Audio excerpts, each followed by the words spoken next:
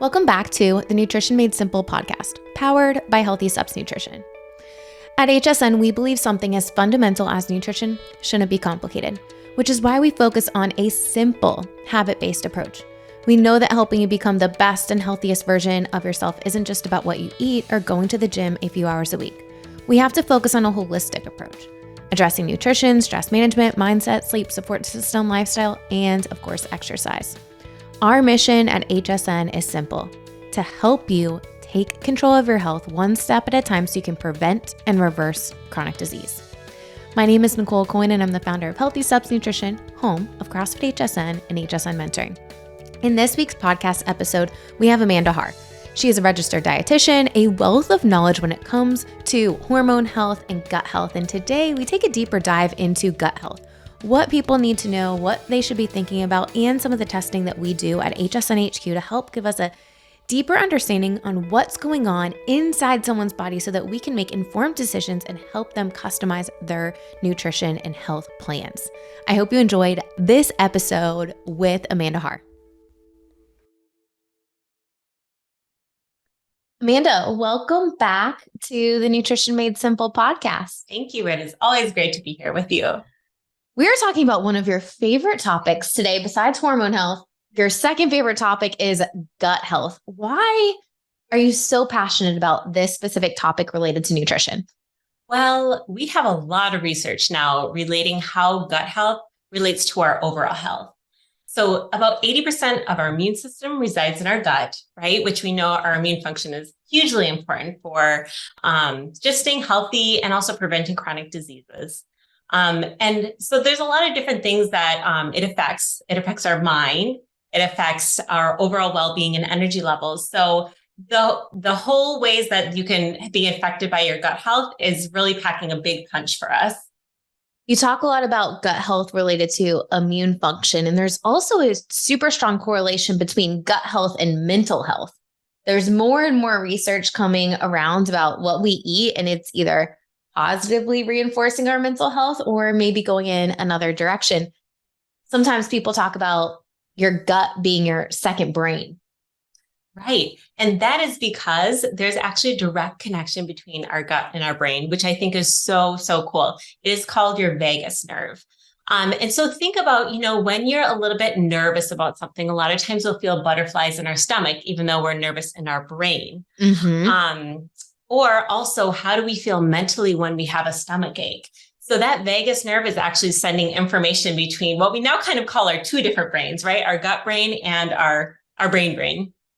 I think it's important for people to realize when you look at the research around mental health and gut health, fueling your body with whole foods, loading up with those vitamins, minerals, vegetables, all of those things are fueling that are good for our gut health. Right, exactly. And we'll get into it a little bit more, the specifics on what we can do for our gut health. But Dr. Rob Knight says that the single greatest predictor of a healthy gut microbiome is the diversity of plants in one's diet. And really, we kind of bring that back to what types of whole foods, less processed foods we are eating to support our gut health. Super interesting. There's a lot of research around mental disorders and things not being regulated in the gut as well. So either taking us in a good direction or taking us away from our ability to reach our health and wellness and long-term goals. One of the things that you talk about is a simple tip that everyone can do before their meal time. You talk about breathing and kind of getting into a good state. So many times we're rushing around doing different things, probably not even fully engaged in the food that we're eating. But if we sit down, focus on our breathing for a few minutes, and then start eating, it's actually going to help with absorption and digestion. Right. And it seems like almost too easy, right? If I just sit down, breathe. I love the 4, 7, 8 breathing specifically, taking a breath in for 4 counts, holding it for 7, and breathing out for 8. That puts your body in that state of rest and digest versus fight and flight. Because when we're in the state of stress, and our body doesn't understand if we're running from a tire or just trying to get some work done, it's really going to not help our body assimilate the nutrients that we really need for our best health. So if someone is new to the 4, 7, 8 breathing technique, how many times should they do it before taking their first bite? Right. So I would say at least 5 times or so, whatever you have the time for. Like one is better than none, but obviously if you can do that several different times before eating, that's going to help you get to your more calm state. And if you're new to it too, you can kind of test it out and see, how do you feel after 2 breaths? How do you feel after 10 of those breaths? And see really what helps you get into that best state of eating. I love that. Simple tip for anything going into a stressful situation or going into a different work meeting or something that you have, like controlling your breathing is going to get your mind in a better state, which ultimately is going to help you able to perform better, right? Execute better. That's actually something that I teach like my kids, right? Before I have a speaking engagement, I do breathing. And if you're nervous about that, try it out too. And it's amazingly effective between the two. Yeah. Even just like conversations, whatever the case may be, if you're having like a tough conversation or you're a manager and you have to have a difficult conversation or you're going to talk to a manager, just getting into that good breathing cadence will help your mind be a little bit clearer and be able to execute more efficiently. All right, let's shift gears into something specifically around gut health. What's one of the first things that comes to mind when you think about gut health? Right. Ooh, good question. I would say probably thinking about balance. I mean, that's really what we need to have with our gut. So dysbiosis is a term for when our gut is out of balance. And I mean, you can get stool tests to see, what balance your gut is in. But we want it to be in balance. Basically, we have more good bacteria that is helping our health than bad bacteria that is causing inflammation and causing our health to be not so great. So we know that antibiotics will actually deplete our bodies from some of that good bacteria. What are some things that someone who's listening might be able to do to increase good bacteria? Right. Great question. And one thing I love that you mentioned the antibiotics too, because this is something that a lot of times we get prescribed antibiotics, but we don't have instructions onto how to rebuild our gut bacteria afterwards. And research shows that we actually have the greatest levels of dysbiosis after antibiotics 40 days after we take the antibiotic. So it's not like, let me just take this for a week afterwards to get things back in balance. We really need to be, focusing on our fermented foods, eating whole and unprocessed foods with less sugar in it, and possibly taking a probiotic supplement to help rebuild the population of our microbiome. There's a lot of buzz around prebiotics and probiotics. Let's start with prebiotics. What should people be thinking about when we think about prebiotics? Right. So prebiotics are essentially the food that the bacteria uses to live on in our gut. Okay. So if we are wanting to foster more beneficial bacteria, especially if we don't have problems to begin with, we might feel better with this. But prebiotic is essentially from dietary fiber. So a lot of the prebiotic fibers are in things like onions, artichoke, inulin is a thing that's added to a lot of foods these days, but is actually a very good prebiotic fiber. Chia seeds, flax seeds. So a lot of those fiber-rich foods that we want to be having regularly anyways, but those specifically function as prebiotic fibers and food for bacteria. How much fiber should one have a day? You talk a lot about fiber. Yes. You talk about fiber related to hormone health, keeping you regular. How much fiber should one have in a day? Yes. So women should have at least 25 grams of fiber a day, as well as children. Men should have at least 35 grams a day, which doesn't really sound like a lot, but it's surprisingly hard to get to that if you're not eating, focusing on fiber with your meals. Okay. So we want to have some prebiotics. Those fuel the good bacteria. What about probiotics? There's so many different supplements out there. There's so many different things. One of the things we talk about is whole foods first, but sometimes you might need a supplement. Where can people get probiotics from the food that they're eating? Yes. So we'll focus on eating and consuming fermented foods and drinks. So those might be in things like kombucha. Although with kombucha, you always want to make sure there's not a whole bunch of extra sugar added outside of the fermentation process. Also, different types of yogurts that state that they have live and active cultures is going to be helpful. Sauerkraut, actually, the juice of sauerkraut has so many probiotics. They have more CFUs of probiotics than even a lot of the probiotic supplements out there. So if you're a sauerkraut fan, awesome. Just don't eat it on hot dogs every day. And then things like natto, kimchi, things that, are more in like the Asian cultures, that is going to be a really great source of probiotics as well. On another Nutrition Made Simple podcast, I remember you mentioning it's more important that you are consistent having a little bit than having like a giant tub of yogurt once a week. Right, exactly. So the probiotics that we take in, most of them don't just start populating and residing there. We want to have a consistent resource of fermented foods and probiotics coming in. So even if it's as little as a tablespoon a day of probiotics, that's going to be hugely helpful, more than having too much at one time. And if you have too much at one time, you might feel kind of the opposite effects of what you want to be feeling in your gut. You might feel some indigestion, bloating, if your body's not used to having those probiotics all at one time. Kind of like not having too much vegetables at one time. If you're going from no vegetables to all the vegetables, all that fiber, probiotics might not be, it could be overwhelming for your gut, not just you. Right, exactly. Yes. Okay, so having some probiotics, really important, having a little bit. There are a couple recipes at healthystepsnutrition.com that you can incorporate some of those probiotic rich foods without having the taste of like Greek yogurt. Let's pretend you don't love the taste of Greek yogurt, but when you put it into something like overnight oats, great way to add extra protein, add probiotics, and you can't really taste it. So that would be a simple tip for someone who's like, Nicole, I don't really love Greek yogurt. How can I make sure that I'm getting it on a consistent basis? All right, let's talk about anti-inflammatory foods, another buzzword. Right. So anti-inflammatory foods are hugely helpful, right? Because we want to build up the anti-inflammatory type of bacteria in our gut, right? So they're related there. So those are going to be your really colorful fruits and veggies, like your, color-rich berries, your nice dark leafy greens. There's so many polyphenols and antioxidants that fight inflammation that are in those colorful fruits and vegetables. So that's why, another reason why aiming towards 1/2 of our plate non-starchy veggies is going to help not only with our overall health, but also with our gut health too. Also, omega-3 fatty acids are a very great anti-inflammatory for the body. It's great for our brain health as well.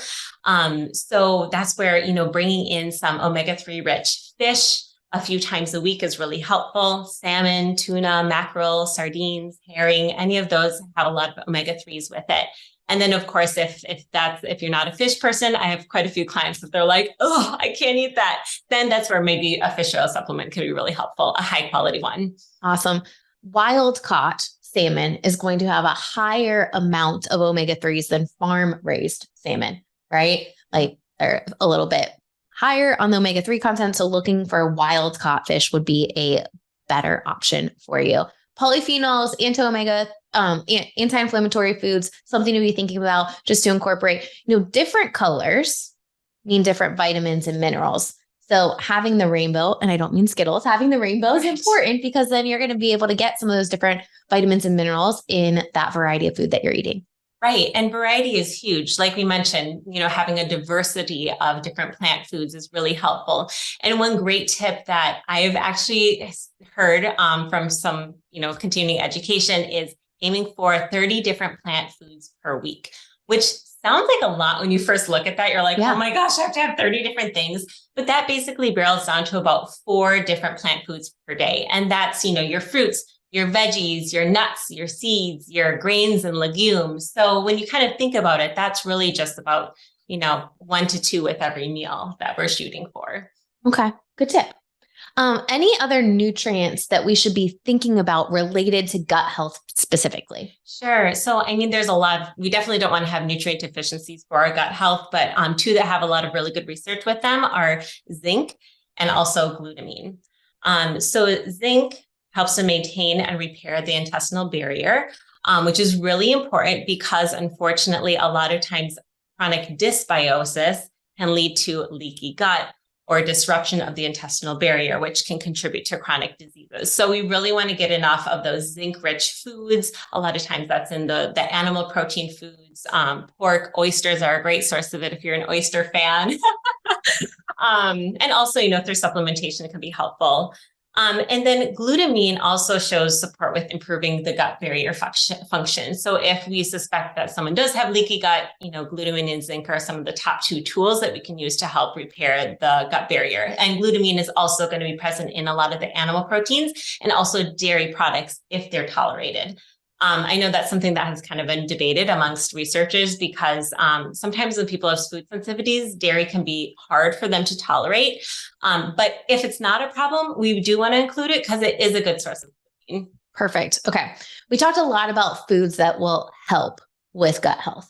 Let's shift gears to things that are not so helpful for gut health. Right. And that's huge, right? Like there's things that we have to say no to in order to say yes to other things, right? Oh, okay. So definitely reducing inflammatory type foods and drinks, like those things that are going to be fried or very high in sugar. Those are just going to naturally encourage inflammation and also encourage the population of pro-inflammatory gut bacteria as well. Also, sugar in drinks. Alcohol itself has quite a negative impact on our gut bacteria because it directly damages our epithelial cells, which are the cells lining our gut tract. And also it changes the microbiome. So there are some reasons where, if you have a drink here or there, and if that's not a problem, but thinking about reducing your drinking, if you are regularly drinking is a really important thing. For quality of sleep, gut health, and, when you're drinking alcohol, it's tough to be able to build the muscle you're working really hard for too, right? So performance goals, weight loss goals, all of the things. One of the non-alcohol, and you actually just tried this at our house last weekend. Wasn't planning to bring this up. We're not sponsored by them or anything. But there is a non-alcoholic brand called Hiyo, Hiyo, that is really delicious. I truly enjoyed it. Great way to unwind after a day instead of grabbing a glass of wine that has lion's mane and other nutrients in there to help you kind of relax a little bit. And I thought it was good.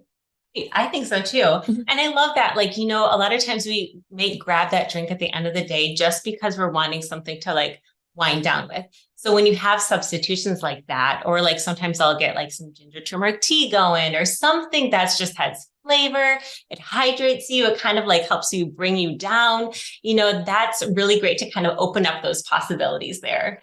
I think so many times, especially during COVID, it happened a lot, right? People just got into a routine of end of the day, let's grab a drink.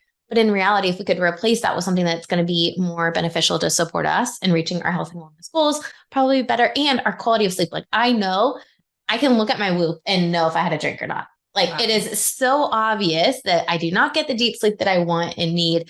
And to me, I care more about waking up the next day feeling fresh and not fuzzy. So having those non-alcoholic substitutions is a good option. We've actually had quite a few people from the gym try it too. And even my husband, Jason, loves that, awesome. That one, which is a great thing. So if you're looking for a substitution, definitely try that one. So we talked about the inflammatory foods. We talked about high sugar. We talked about alcohol. Anything else that people should be thinking about related to gut health and kind of damaging gut health? Sure. So one thing that has kind of come on my radar recently that I think we think about less often with gut health are emulsifiers in our foods. And especially almond milks, the non-dairy milks have a lot of these in them. So things like polysorbate 80, lecithins, carrageenan gums, maltodextrin. So those are things that it's great to look out for on labels because they do help to shift the microbiome towards pro-inflammatory microbes. I recently did a training on, just leaky gut and supporting reduction of that. And that's one of the things where when you just see that diagram of oh yeah, that is damaging those cells, it's we really want to try to avoid those as much as possible. So focusing on whole foods first, eating lots of vegetables, having a balance, having some meat proteins in there for all of the vitamins, the fiber, or the protein that we need, right? So having that balance is going to be really, really helpful. Limiting the amount of sugar, excess, ultra processed foods are going to be super helpful. We recently did a training for coaches on mental health and food. And there's so much research around Mediterranean diet, things that are high in vegetables, high in omega-3s, promoting optimal mental health. So, there's this clear correlation between gut health and mental health and some simple strategies that everyone can do to help with digestion and ultimately improving our immune system. Right. And I love that. Exactly. Once we go back to the basics, it's not only helping us with our other life goals, but it is repopulating our gut, which is really, really important for us. Awesome. Amanda, thanks for sharing all of your knowledge, and we'll see you back here soon. It's a pleasure. I hope you enjoyed that episode with Amanda. She is just a wealth of knowledge. If you are relating to some of the things that she talked about in this episode and you want a deeper understanding, you want to get some testing done, HSN does do gut health testing as well as hormone testing through the Dutch test. If you'd like more information about that, you can click the link in the show notes and book a discovery call today. We'd love to talk to you about your goals, what you're wanting, and see if our HSN customized advanced nutrition programs that include gut health and hormone health is right for you. Hope you enjoyed this podcast episode. Don't forget to subscribe, leave us a review, and we'll see you back here next week. Next week, we are actually taking a deeper dive into cortisol, what it means for you, what it means for your health and weight loss goals. You do not want to miss this episode.